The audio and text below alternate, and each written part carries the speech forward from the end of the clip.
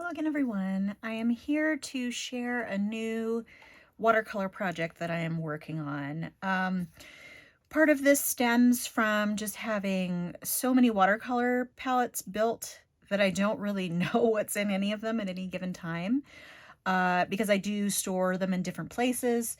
So what I decided to do is create, I'll show you what I've already completed, to create a little ring with watercolor paper swatches of each of my palettes and trying to identify them in a way that allow me to find them.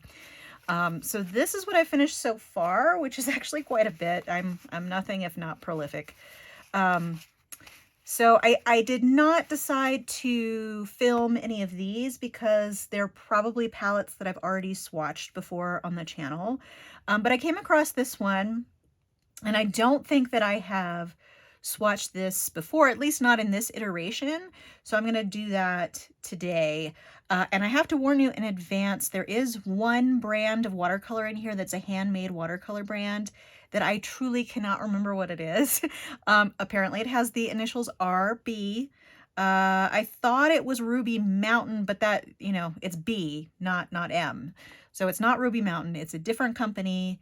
I know I've profiled them on the channel before, but I could not find a video for them, probably because I couldn't remember the name of the watercolor company, but the initials are RB. So if anyone can remember or knows what RB is, like I said, it's an independent handmade watercolor person that made these, but and there's one that I just have no idea where I got it.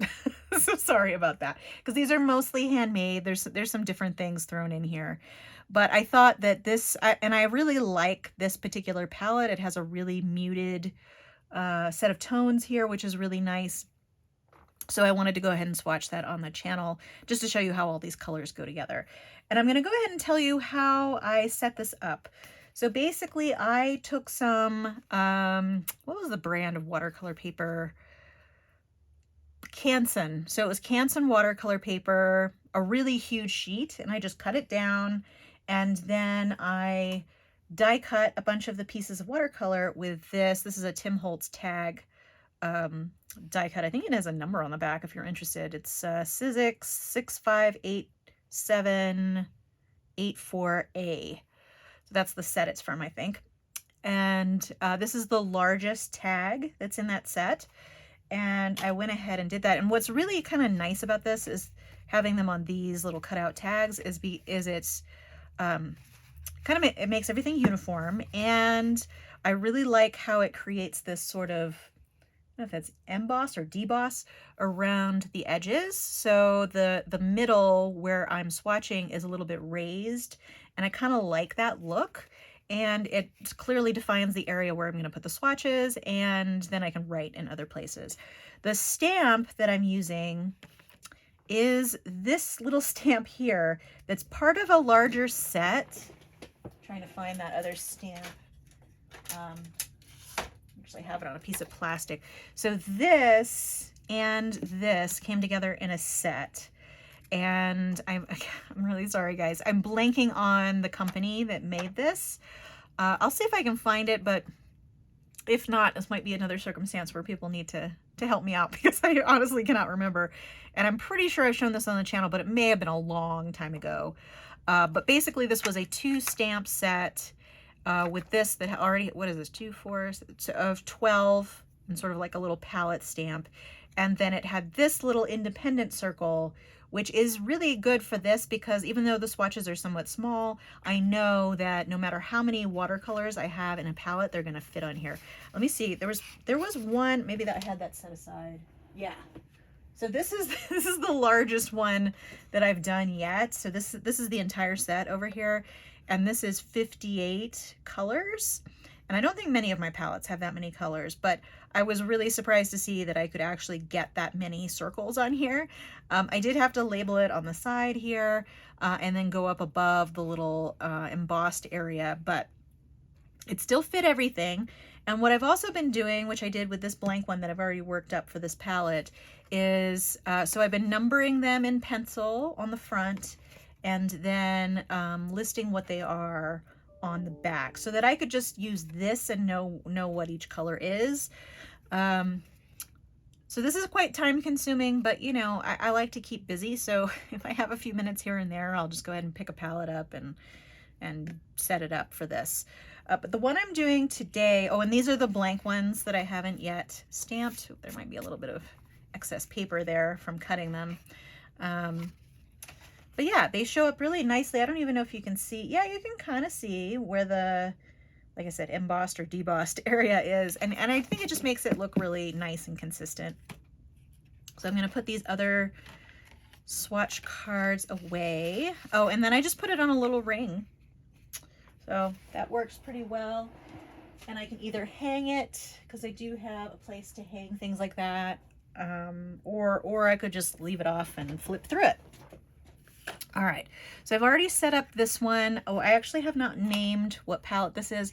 And for these plain black palettes, because I have so many of them, I've been numbering them. And this is number 6, even though you saw that I had already done quite a few palette swatchings. This is number 6 of just the plain black palettes. All the others had some identifying features that would allow me to find it. But this, by numbering just the plain black palettes, I'll be able to identify them. So I'm just going to put 6 at the top here. And then I usually put, like, you know, just so that I remind myself that it's a black palette down here on the bottom. And if there's any, oh, looks like I had swatches on the back of my swatch sheet. If I had any other identifying features of this palette, but I don't think I really can call this, you know, predominantly one brand or another. So I'm just going to call it black palette down here at the bottom. And for the pencil, I've been using this Palomino Blackwing. This is a special edition, I think. I honestly can't remember. I mean, they don't normally come in pink. I don't remember where I got this one. I think it was just a one-off that I bought. But it's been working pretty well. The only problem with the Blackwing, because part of the reason why I wrote in pencil is so that if I ever switch something out, I could easily just erase that, because I don't want to do this exercise again. I want this to be one and done kind of a thing. But I do sometimes switch out things in my palette, so I wanted it to be erasable. But the problem with this Palomino Blackwing is that it does have quite a heavy line, and it's not the easiest to erase. But because you can see there's still a shadow there. And I tend to press kind of hard with pencils, so that could be it too. But I mean, it'll work. It'll work. There might be a ghost of the previous thing that I've written before, but that's fine. All right, and then on the back, I've already labeled these with the colors that are in here. So I figure this first off would not fit on the front page, and second off, it would be kind of cluttered here. So I decided just to leave this fairly simple and leave the back a little cluttered and look at it only if I need to. All right, and then so the watercolor brush that I'm going to be using today is this number 5 round Princeton Velvet Touch brush. And I do think that this is almost ready for replacement because it's starting to fray at the edges a little bit and not come to a point as well as it used to when it's wet. This is dry now, but you can see that there's actually some little brush hairs that are coming out, and it's a very well used brush. The size seems to be really handy for doing swatches in smaller spaces. So what I will do, let's go ahead and put a drop of water on all of these. And the order in which I am putting water on the palette is the order in which I listed them. So I'm going across, and where there's the full pans, obviously I'm gonna skip on the row where it shows up again. And oh, that one, I think. But yeah, this was my effort, first off, to use some discarded colors from other palettes that I just didn't have a place for elsewhere. And I really liked how this came out as sort of a muted palette. There aren't really many true reds in here. There's a couple of them that when we go through, but they're not the true reds that you would see in a standard palette. Okay, so I'm gonna zoom in just a little bit and then move that down so you can see both. And I will put this up to the camera at the end so that you'll be able to see this a little better. I haven't actually been putting water on the palettes. I've just been going through and wetting them as I go, but this will help things go a little bit faster. So I did put a little bit of water on my brush, and then I'm going to, most of these re-wet really easily. So this is Rembrandt Cadmium Yellow Deep. And I actually do quite like true cadmium yellows. I know they're probably not the best. Oh, and I do have a pot of water off camera here. They're probably not the most environmentally friendly or, you know, toxic friendly colors, but they're so vibrant, and I tend to like sort of a mix of transparent and opaque watercolors in things that I do, and this tends to be more on the opaque side, and this is actually also on the opaque side, the one I have next. But and there's a really good range in the cadmium yellows. You can get light, medium, or dark, and then, you know, you can use them for anything. All right, so this next one is Roman Schmal Naples Yellow Reddish. And you may see this from time to time with these. So because the ink, oh, I actually am, I'll mention that first before I go on. So I am using the Shachihata oil-based permanent ink to do the circles. This has become my black ink of choice for permanent ink because it's not a hassle. It goes on really well. It doesn't take too long to dry. So I really quite like it, actually. And this is, I started off with a small stamp pad, and this is the large, and there is actually an extra large that's bigger than that. And you can see, like, given my hand, that's still pretty big. But that's what I've been using for that. I just wanted to mention that. So like I said, this is Roman Schmal Naples Yellow.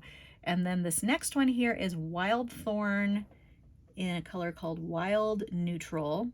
So basically it's like a yellow ochre. There's so many yellow ochres. I think I've mentioned this on the channel before. So basically I have almost a whole palette full of yellow ochres that I still haven't found a place for. And I just need to make sure that I just do not buy yellow ochre pretty much anywhere. All right, so this is that mystery brand, no pun intended, with the initials RB, and this color is called Moss Magic. These are really nice handmade watercolors too, so I'm kind of bummed that I can't remember what company it was, because I do want to give them credit. If I somehow remember before I post this, I will put it down below, but again, if anyone remembers what that is, please let me know. This next color is by A. Gallo in Opera.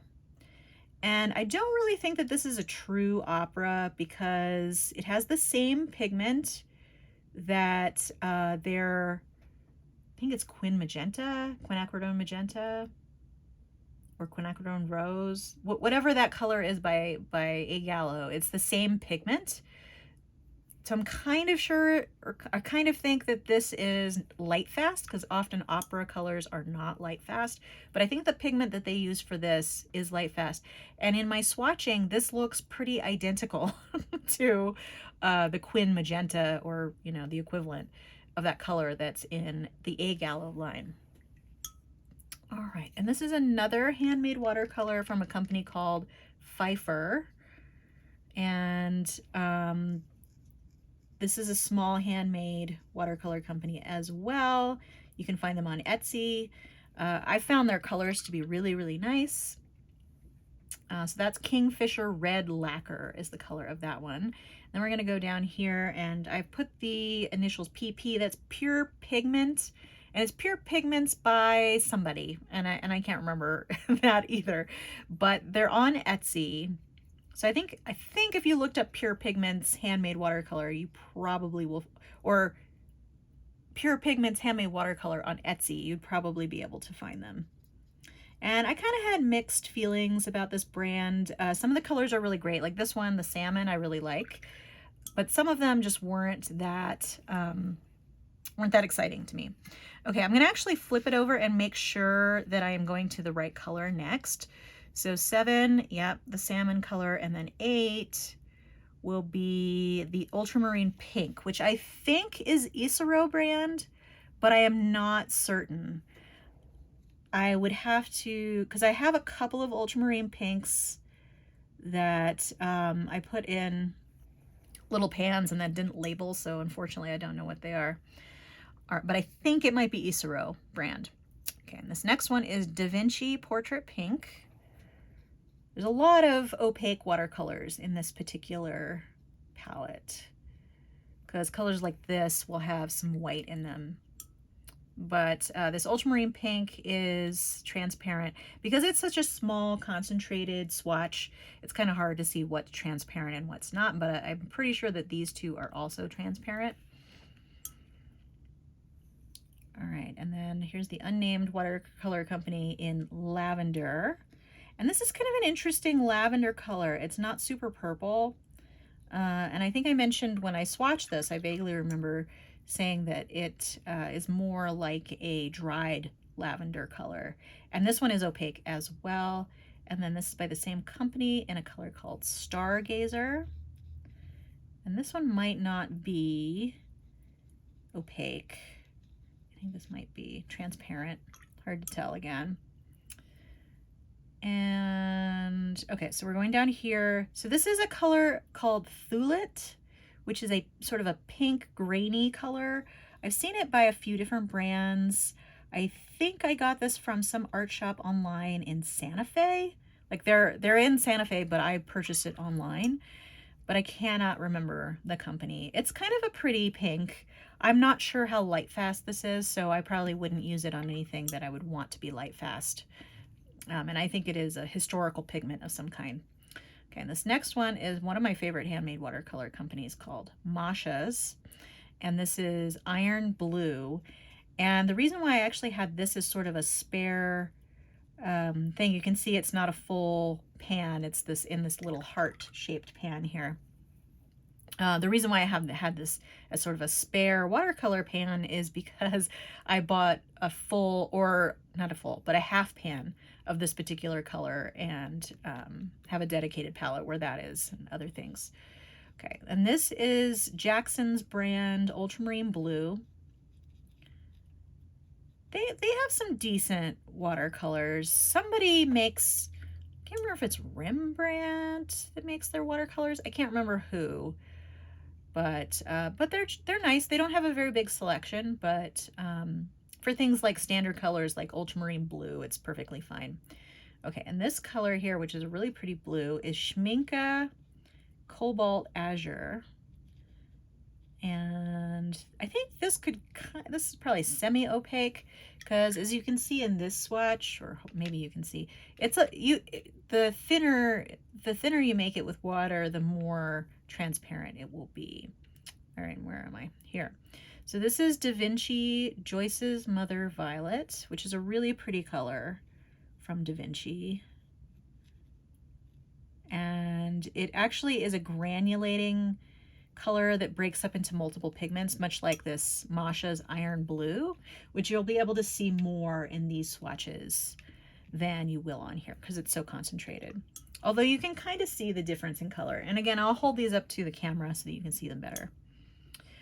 And then here's another really nice granulating and dual shading ink, or sorry, I'm often talking about shading in reference to ink.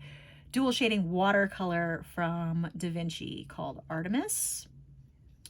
And this is definitely reminiscent of some of the Schminke super granulating colors. Okay, and this is Deep Light Silver Tough. And basically this, I had so many samples of this color that I put them all in a pan. So I almost have a full pan just from the samples they gave me of this color. And it's really pretty sparkly pink. And then I have a Gallo Aquamarine, which I think I have two of. Shows up as really green when you first put it down, but it seems to dry a little bit bluer. All right, and we can skip that one because I've already done that. And then this is Bearded Iris, again by that company that I can't remember. And it's really pretty. This one's super granulating.